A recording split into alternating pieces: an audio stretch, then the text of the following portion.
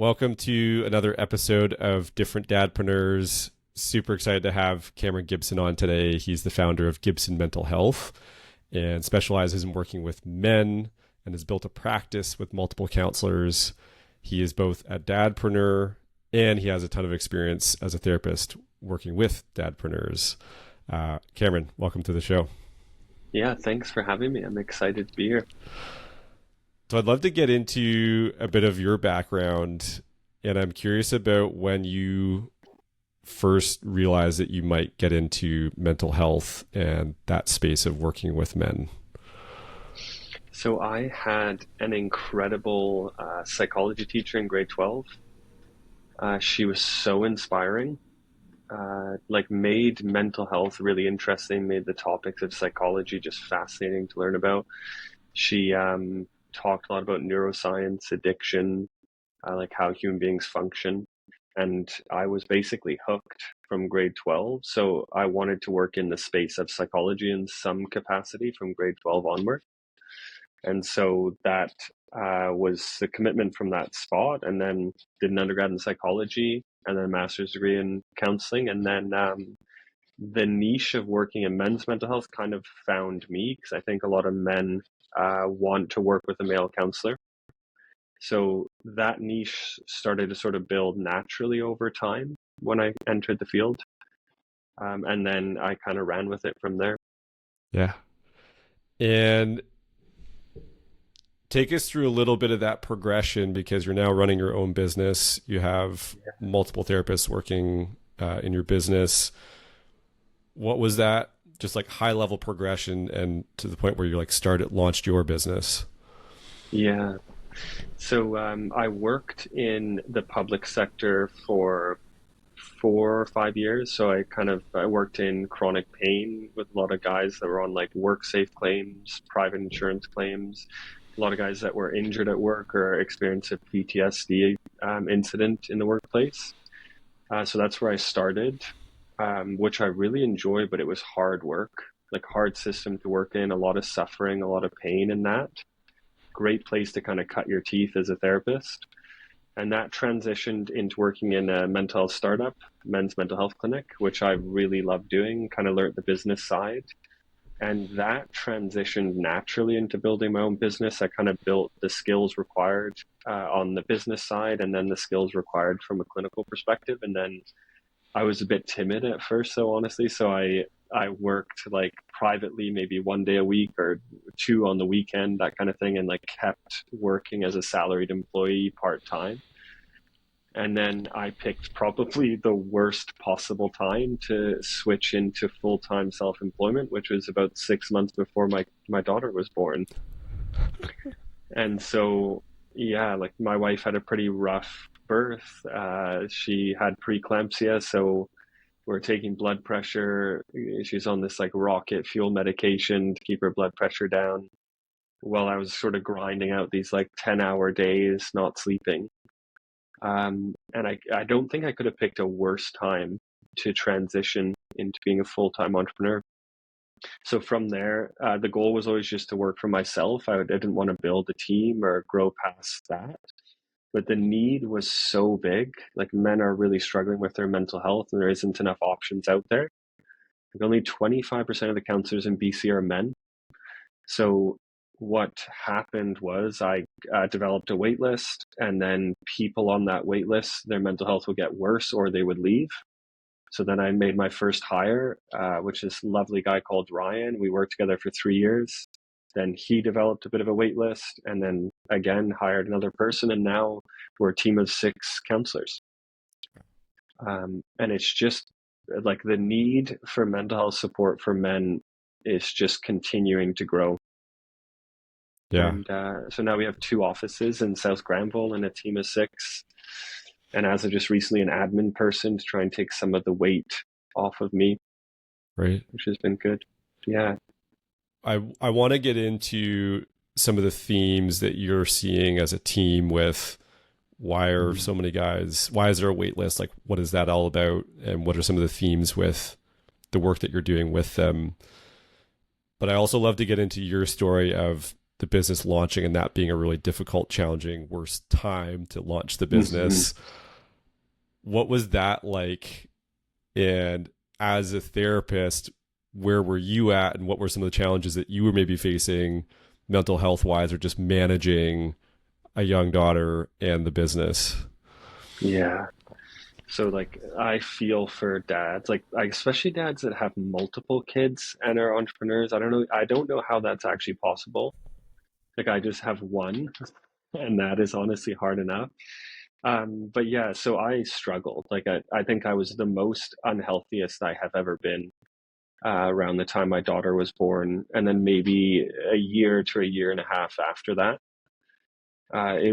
Like no sleep, and then grinding long days, like basically just suppressing symptoms, like suppressing stress, suppressing emotion, like pretending everything is fine, while internally like really struggling. It was a rough time. And when you say you were internally struggling, what did that experience look or feel like? Because I'm sure there's a lot of listeners that are like, I might be in that space right now. Yeah. So for me, it was a lot of body-based symptoms, which I'm sure a lot of men will relate to. So I think a lot of men struggle with suppression of emotion, generally speaking. I think it's a pretty common trend. So they get stressed, they realize their partner is also stressed. So they go, okay, well, I'll just bury all of this and then just keep pushing. And then after about 6 months of that, like my glands are swollen on my neck, my body's like achy, fatigued, stiff. I'm not sleeping well at night. A lot of like physical symptoms, like drinking too much caffeine, so like chronically dehydrated, like shaky, a lot of nervous system type symptoms. Mm-hmm. And I find like the cost of suppressing stress, suppressing emotion is that, like the body keeps the score. So your heart's going to beat quicker. You're going to get the aches and pains. And then you deprioritize your self care. So you're not exercising, you're not looking after yourself. Yeah. So very physically unhealthy time. Yeah. And obviously mentally unhealthy, but it basically just didn't give myself permission to be mentally unhealthy at the time. Yeah. Yeah. I have Yeah. a sense that the mental side, we feel like we're doing okay. But as you said, the body's keeping the score. I know I started to have like gut issues Yeah. um, when I went through a bunch of burnout and stress. Yeah. And that's where it shows up for me. And I've started to be able to recognize that it's not, I'll mentally feel like I'm managing it, and I might actually be a little bit, but yeah, my like gut anxiety rears up, and it's like, Yeah. that's the signal for me. Yeah. And your gut's your second brain essentially. So like checking in. So like I think it's important to check in on physical symptoms because they're probably related to some mental or well-being related symptoms. And I Yeah. find your partner is more open to you getting the support you need or building self-care into your routine than you think they would be, or in my case, she would be. So my wife was really supportive of that. But I just like giving yourself permission to ask and then actually doing it. Can you speak to that a little bit more? Because I'd expect that that would be a reservation for other dads where they have to commit to working on the business. And then if they're not in the business, they have to be at home to support wife and kids, Yeah. and deprioritizing that self-care time. And what, like, just speaking to the resistance of asking for that time away from the family for themselves. Yeah, yeah, that's a challenging conversation to have because I think in the current world, right, like the cost of living is high, stress is high, there's very little time. But on the other side of that, the latest research shows there's an 11-year delay between the onset of mental health symptoms and getting support for men. We're at 11 years, right? So men don't go to the doctor, right? You know, this theory like men almost like take pride in never going to the doctor, no matter how sick they are. In mental health, it's like way worse. They'll suffer through symptoms for 11 years. So yes, there's like very real time constraints. There's very real stress and pressure. You do have a family you need to look after, but you're also probably suffering with mental health symptoms and not asking for help. And sometimes the like keeping busy and the trend of being busy and being able to look after your family and provide for your family is a distraction away from actually dealing with mental health symptoms. And in my case, that was at least partially true. It was like, well, I got to do this. I got to look after my kid. I've got to run a business, etc. And I've been in therapy since my early 20s. And when things got really busy, that was the thing that dropped off. So I can understand why people wouldn't go when they're busy, especially if they've never been to therapy before. That's the least likely time you're going to go. Yeah. So I get that, but there is sort of two parts to that perspective. What would you share to a guy that's maybe recognizing that they're maxed out and there's that resistance, like how to overcome that? Or like maybe you have a friend and you're noticing your friend suffering, like how do you help somebody through that so that they can actually give themselves permission to get help? The first thing to do is to reduce shame. So if anything related to mental health, you can have a conversation with a friend and that's going to create a shame response, it's never going to work. Right? If you cause someone to feel shame, they become defensive and they're very kind of opposed to whatever you're going to suggest. So like going up to a friend or going up to a man and saying, hey, you need to talk to someone, you need help, right? Like that's never going to produce the response that you want. So what I get people to do is talk about their experience in therapy, or if you have like a mutual friend that's been to therapy, bring him and say like, oh yeah, like our friend went to therapy, what was that like? And just have that person talk about their experience in therapy to kind of destigmatize it, kind of demystify the process. And then there's no like conditions on that. They're not going to say, and you should also go. So if more men just speak about their experiences, more men will listen and more men will be likely to like text that person after and say, what was the name of that therapist you went to? Then the second thing is these like non-clinical entry points.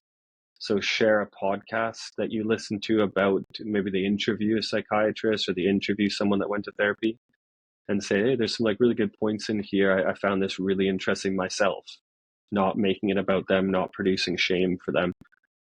Yeah. Those sorts of things are helpful. And then if you're curious about going to therapy, book 5 free kind of intro calls. All therapists do free intro calls. There's nothing can come after that if you want to kind of just see what it's like and then not follow through. The barrier to entry for therapy is so low now. There's not really an excuse. So you find 5 therapists, you go on Psychology Today or Counseling BC, find 5 people that you like. You can filter for the sex of the therapist, the type of therapy they do, and then book 5 intro calls. Yeah. Everyone has 5 times 15 minutes in like a month, right? Yeah.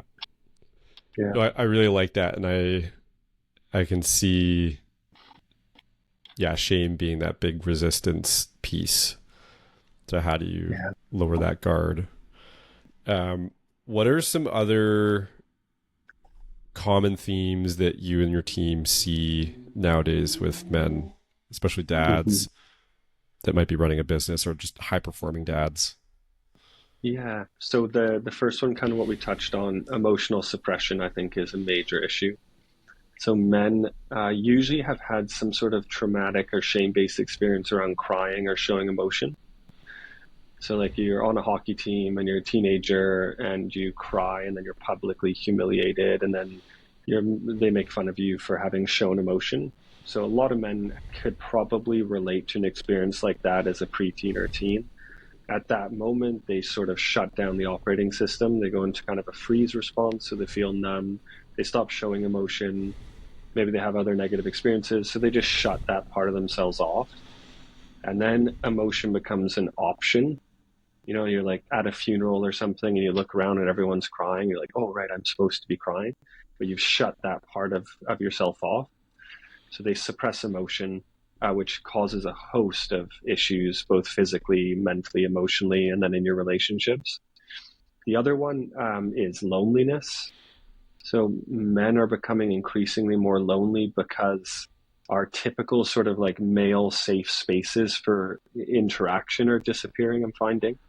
So men used to be part of like a sports team, or they would be part of a group of guys that would volunteer together or go to the pub together traditionally, and they would kind of keep an eye on each other and look after each other. And loneliness is so unhealthy for people in general. You look at like the trends of social media, now like you're chatting on WhatsApp groups or you're playing video games online. Like no one is actually interacting in person anymore.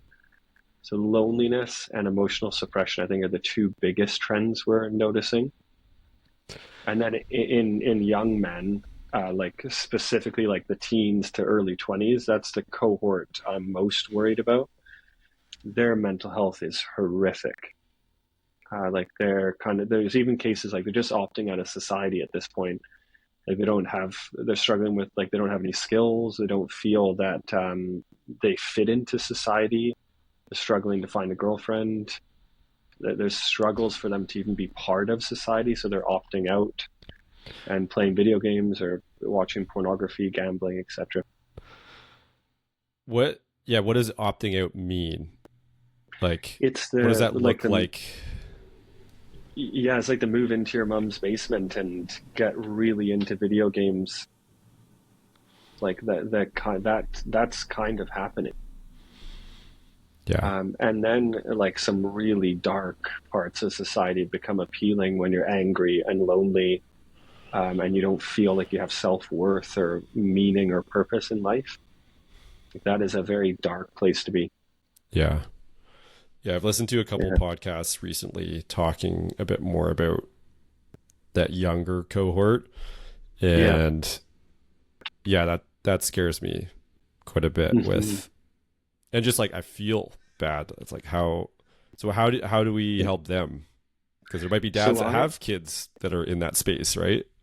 Yeah, I was thinking about this the other day. So I think this is going to come kind of full circle. So men kind of say over the age of 35, 40 are kind of losing a sense of identity in society. They're maybe not feeling as valuable or useful, right? Like a lot of the gender roles are changing.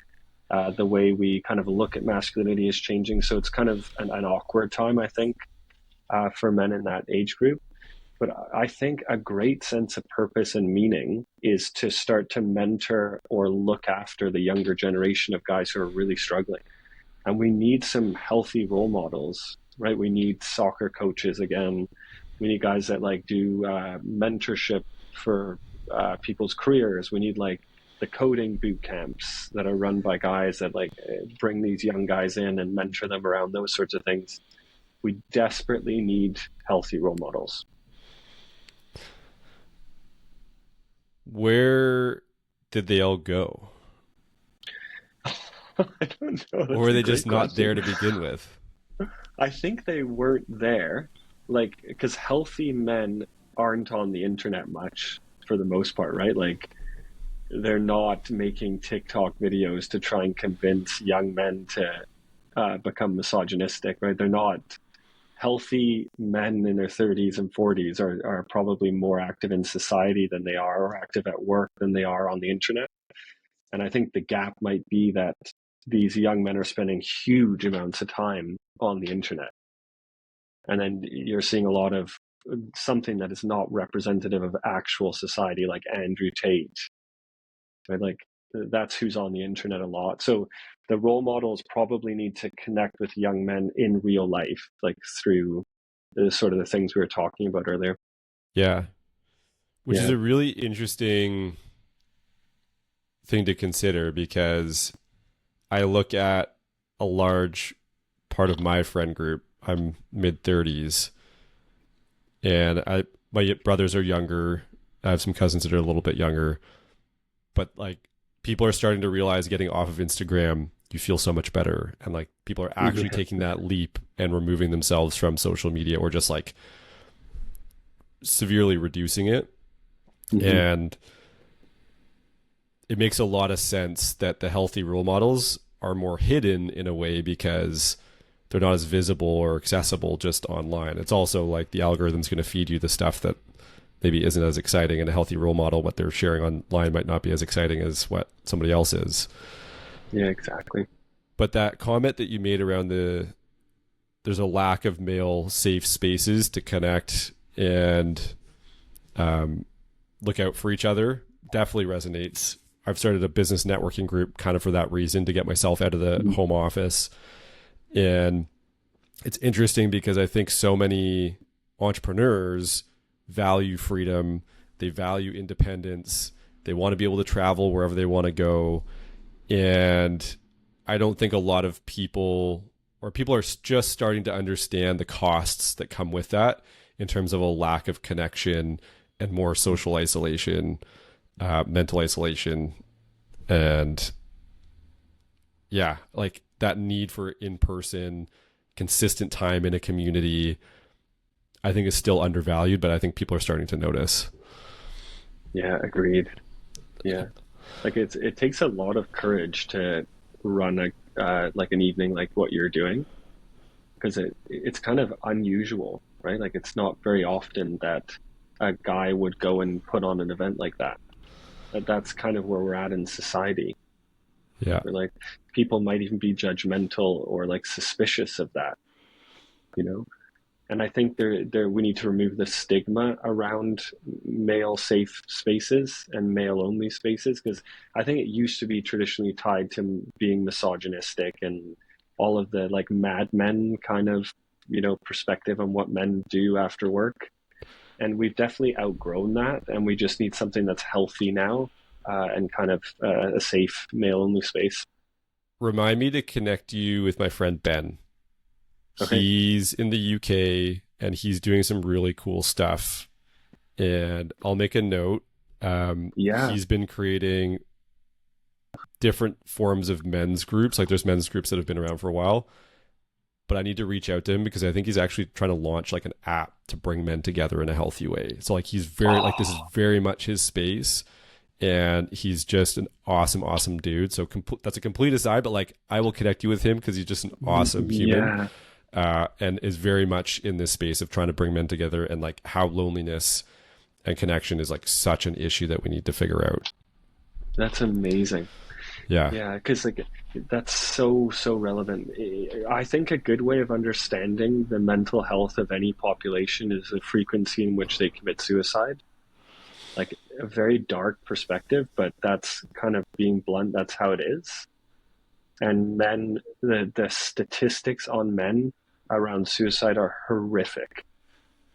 And so we need apps like that. We need people to look out for each other like that. And we need to build community desperately. Yeah. That sort of thing makes me so relieved to hear, honestly. Yeah. So I'll connect. He's just a great dude. So I'll connect you guys. Thank you. I want to get into some specific things that I've heard with clients and get your take on it. And the first one we'll get in, we've kind of touched on a little bit, but my whole identity is tied to my business. Who am I outside of that? And if it's maybe you're not an entrepreneur, your career. But I think mid-30s people are like, I don't have any hobbies. Who am I? If I lose my job or my business goes down, like, who am I? What do I do? And I think this goes for people that have sold their business. They've had all the success, they sell, and then they're just like, what do I do? Who am I? Yeah, this is a really interesting one. So there's a beautiful quote, which is, the answers you are looking for exist in the silence that you are avoiding. And men attach self-worth and busyness to their businesses, right? Often in an attempt to try and avoid dealing with something. So if you can keep yourself really busy, you're kind of running up this mountain of entrepreneurship, and every now and then you look over your shoulder and you're like, oh, that anxiety is frightening. I'm going to just keep going. And then eventually you achieve your goals or you sell your business, and it's all waiting for you, right? Like, because then you're finally going to have the silence to face the things that drove you in an unhealthy way. So there's sort of like healthy and unhealthy sources of motivation. I think unresolved anxiety, suppressed emotion, unresolved trauma really drive people, like a fear-based motivation that drives people to work harder than other people, and they build incredible businesses. But when that finally comes to an end, all of those things are going to be waiting for you. And so the second part of that too is self-worth. I find men attach a huge amount of self-worth to their business. So if they get rid of the business, they aren't actually worth very much as a person because they're not a well-rounded identity or well-rounded character. They're not like engaged in their community. Maybe they're absent more from home, or they're like kids have grown up or what have you. So I think it's important to be a well-rounded human where your self-worth comes from multiple sources, like your family, your community, your friends, your business. It's just one piece of the puzzle, and it's dangerous to attach too much self-worth to it. Yeah, it's funny you say that. I had a client and that question came up, and I'm very visual, so I drew it out. We drew a little pie chart, and I was like, percentage of where your identity is focused or like where it's coming from, and it was like 80% was business. And he's just like, whoa, Wow. like I need to add some other things to the pie chart. Because yeah, if you lose, it's like if you have one client that's your entire source of your business and you lose that, you don't have a business. I think it's kind of the same thing for identity. Yeah, same idea. And there's a book, I got to reference it. So if anybody's listening, I just read a book called Reboot by Jerry Colonna, who's known as the CEO Whisperer. And he's a coach, but he talks a lot about radical self-inquiry and doing that work of sitting in that silence and looking inwards and understanding how those patterns of the past are playing out now, and like how managing and getting into that will be the key to like moving forward in a better, healthier way. And he talks a lot of his like own personal stories, which I really resonated with, and just like a beautiful writer. So highly recommend Reboot for anybody listening. One of the things inherent in this conversation of self-worth and identity is how people define success. How do you see that in your work, and how do you help people look at that? Yeah, it's a fascinating question. So personally speaking, success for me is tied to freedom of time, less so than money. Money is the vehicle to get me freedom of time. I think the biggest metric of success in entrepreneurship is actually to be less busy.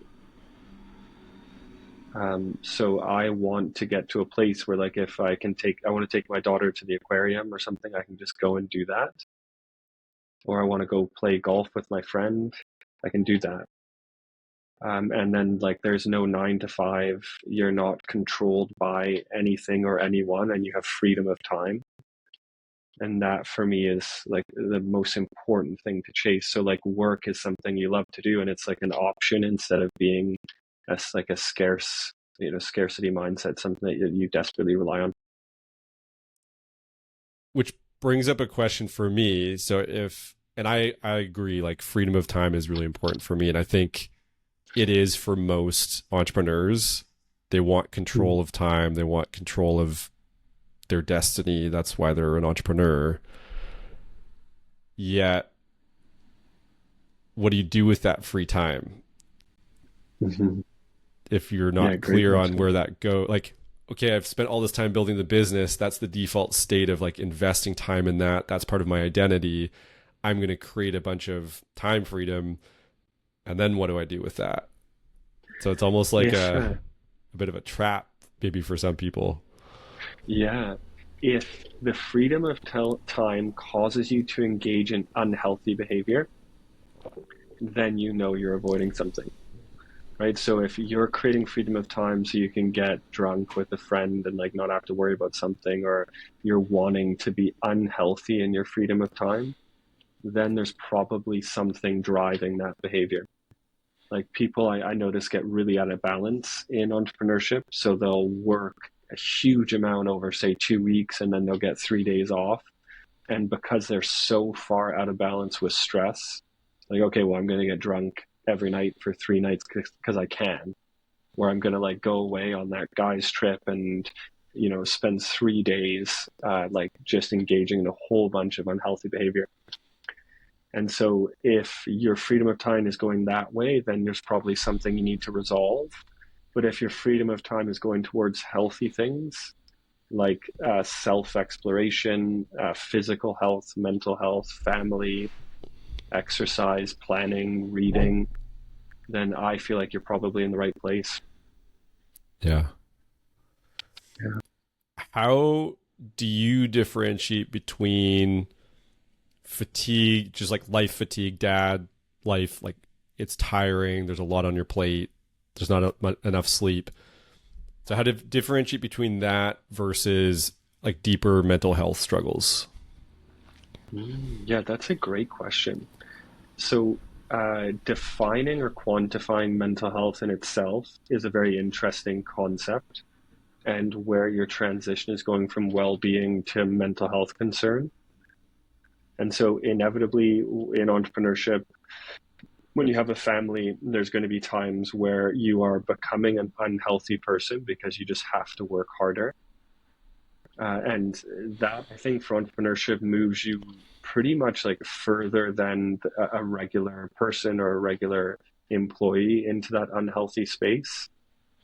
But when you're starting to get into mental health concerns, we look at the length of time you've struggled with the symptoms, the severity of the symptoms, and then the impact on function.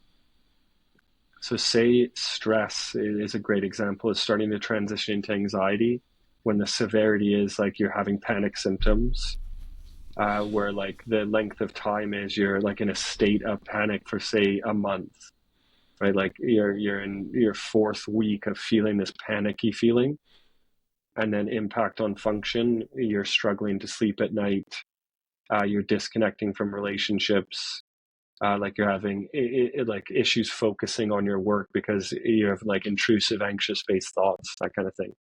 So severity, length of time, impact on function, kind of that's how you know you're moving from say stress to anxiety.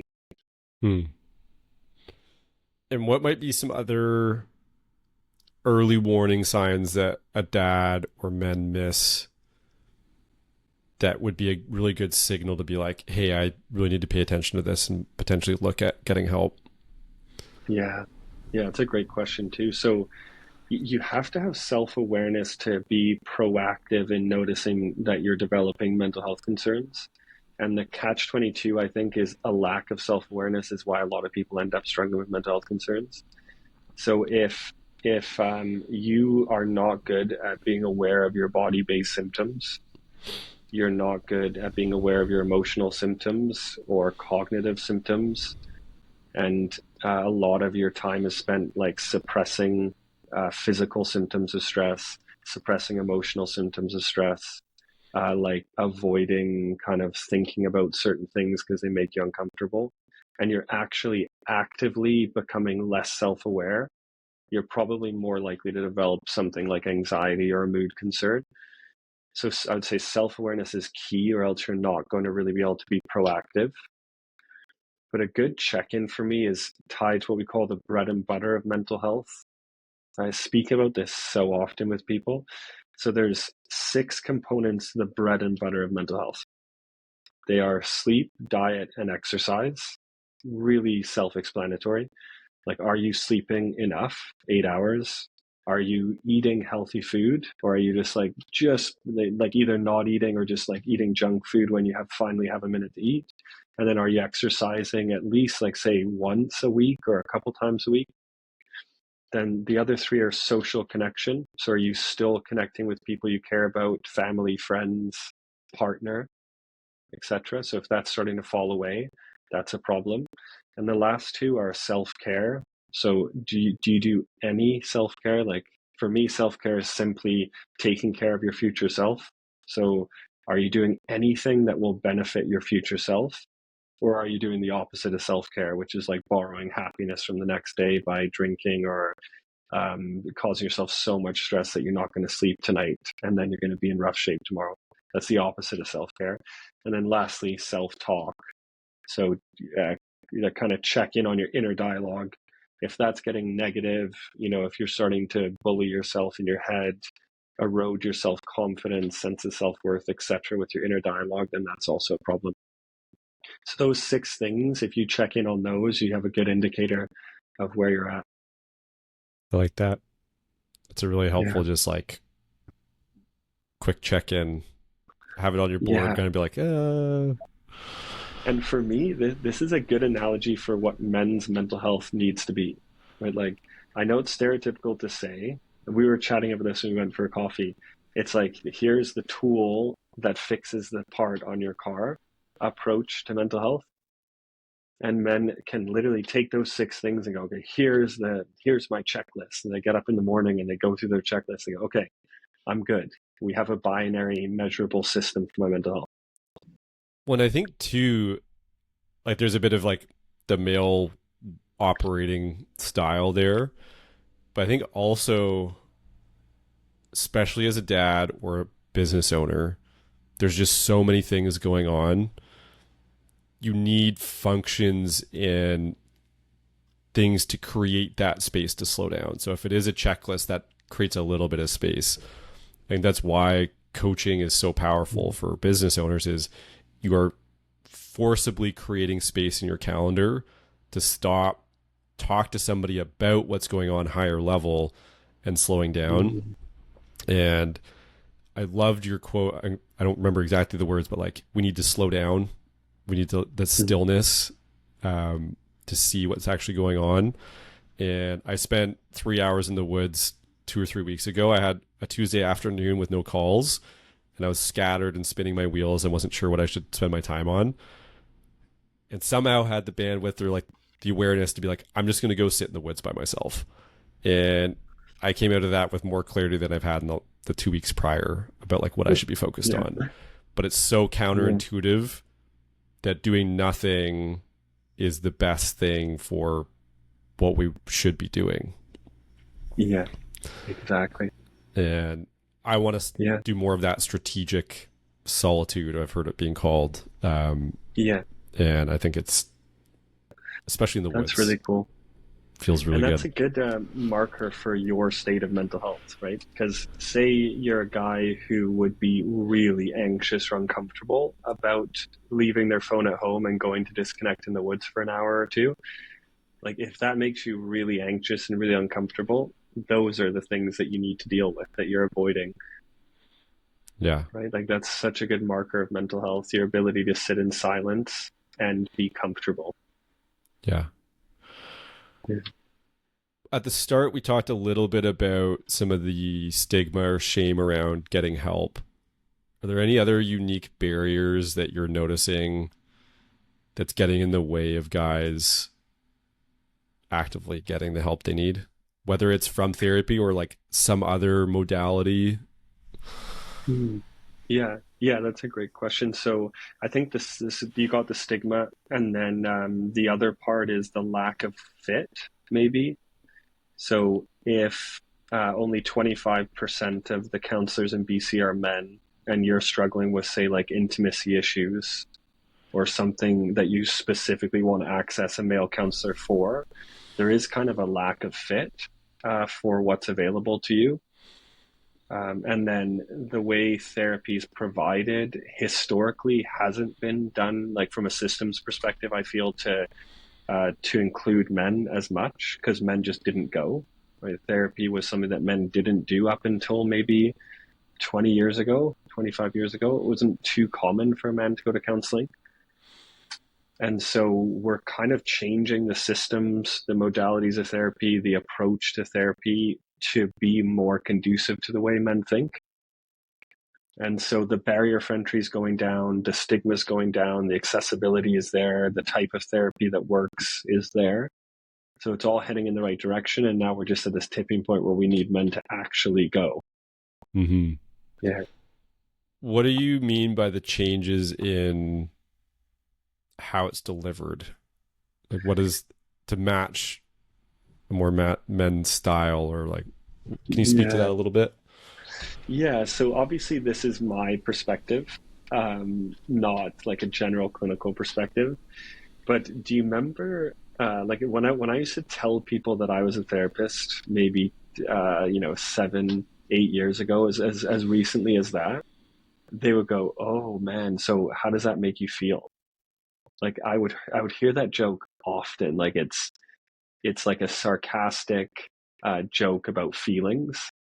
Like I think that's kind of what toxic masculinity is like comments like that. So then I started to really think about that, and you basically can't start therapy with men around feelings. It typically doesn't land. The way you get them to kind of participate in the process is with structure, like more cognitive behavioral therapy approaches, more like cognitive style approaches to therapy. So, like, this is the way you're thinking, this is the way it's impacting your life. Here's some tools, here's some techniques you can use to help like manage those anxiety symptoms. Like, it's more tools based, more structured, more cognitive, maybe a little bit body based, like a bit of somatic stuff in there as well. But it's not feelings. Hmm. A lot of men have had traumatic experiences around emotion, so they're not interested in starting there. But I will say, once you start the structure, you build the trust, and you start to move into the more deeper stuff, then you get into the feeling side of things, the emotions, the heavy stuff, and then you make some real progress. But you just can't start there. Yeah, you need to meet them where they're at. Yeah, exactly. And they're not at feelings. Like, they're actively suppressing emotions. They've had traumatic experience around expressing them and showing them. So if you start by saying, "How do you feel?" they're going to go, I don't know. I haven't had one of those for a decade. Yeah. Yeah. What would they be That's how we noticing got going. with that question? So you ask them how they feel. What would their response be, or what might they be noticing when that question comes up? So the response I would get to a question like that is, I don't know. Like, I literally don't know what I'm feeling. I couldn't tell you. And then often there's a secondary response, which is something like, I feel numb or I feel nothing, Hmm. right? And they're just not able to access that question. Then the third, probably most common, is what we call like the blanket emotion of anger, right? So like anger is definitely something a lot of men struggle with. And I feel anger is a response to an inability to access the real emotions they're struggling with. So like everything just becomes anger, right? Sadness is anger, inadequacy, fear, anxiety. They just present externally as anger. Hmm. Yeah. Interesting. So those are probably the three most common answers I get to a question like that. Yeah. Fascinating. Yeah. How do you personally stay grounded? How do you Oh, keep yeah. yourself like present and doing all the things that you may be sharing with clients? Hmm. Yeah. So I try not to be a hypocrite and try to look after my mental health. But obviously, it's hard at times, and like I do struggle with taking care of myself at times. Definitely admit that. So for me, the big ones are exercise. So if I can move my body, my mental health improves. And that can be 30 minutes. Like, I'll jump on my bike for 30 minutes or go for a run, and things get better quickly after that. I've never been great at sitting still. So if I can incorporate some form of exercise, things improve quickly. Like, my daughter, instead of driving her to daycare, I'll run her up the hill to daycare in her stroller. Like, you got to kind of be creative to find places to fit those things in, I find. So things like that are really important. I meditate often. So I'm one of the things I'm really proud of is my ability to belly breathe and self-regulate through the way I breathe through my nose. So I can stay calm through belly breathing, meditation. I have a habit around mindfulness. I used to think mindfulness was so stupid, honestly, when I first got taught to me. I was like, this is so dumb. And then it hit me probably 2 years after I learned about it. And so mindfulness is just a habit I engage in now. So combining that with meditation, belly breathing, and a bit of exercise is great. And then I have some close friends that I do things with. I mean, lately it's usually sports. So we'll go play tennis or play golf with a friend, and I'll carve out time and be really proactive in terms of planning for those sorts of things. I'm convinced that the exercise is such a keystone. Like, just in my own experience, I've always had a very okay, decent baseline of exercise just from my parents, who were great role models of just getting out the door, getting the exercise in, and that being just part of who we were, like our family identity. And with clients I've worked with, if they can get to like 4 hours a week of exercise, I feel like there's just like this leap in so many things. So it's starting small, but like that one has been such a big one. Yeah. We won't have time to get into the mindfulness thing, but I'd love to geek out on that maybe at another point. As a counselor, as a dad, what's one wish or insight that you want to communicate to the next generation of dads about mental health and emotions? Ooh, that's a great question. So what I think is missing is before men become dads, like reach out to other dads and sit down and have a coffee with them and say, so like, how do I do this? What do you recommend? We don't have any like dad mentorship programs, right? Like we need something to exist. So when I was about to become a dad, I spoke to 4 or 5 of mostly my brother's friends. He's older than me, so they were all dads. And I got advice. I was like, so how do you do this? Which book should I read? What do you recommend? What's it like to go through the process of your wife giving birth? Like, do you have any tips there? Because we just know nothing about it. So I think the next generation of dads, we need to create some sort of like dad mentorship program before you become one, and then some sort of support group for when you are one, to then like look after each other and keep an eye on each other. I think we need some sort of group-based approach to dads supporting dads, for sure. Because it is very true that you learn a lot of things in school. There's a lot of things that you learn early in life. Even business, you can kind of learn by somebody else, being in somebody else's business or business school. But there's nothing about being a dad. Like you're walking completely blind unless you have talked to people and like been around somebody, which is even then you don't get to see all of it. And then they hand you a child, and you're like holding a child, and the nurses say, okay, so you're taking this home now. And I remember this feeling of like complete dread and uncertainty. I tried to give it back to the nurse. Like, I don't think I'm ready to go home. Like, can you keep her for a couple of days and just show me how it works? Yeah. It's wild. Yeah. So I asked this final question with everybody.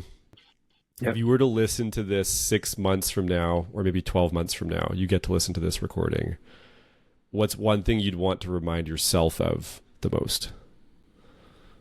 Wow. I guess to be accountable to being part of the change that needs to happen. Like around your friend Ben and men's groups and attending the events that like you're putting on to meet other men in similar situations. I think I would regret not holding myself accountable to being part of that change that we're talking about. So I guess a bit of accountability and making sure that we continue to do things like this. Yeah. Well, thank you so much for coming on. Where can people find you if they're curious?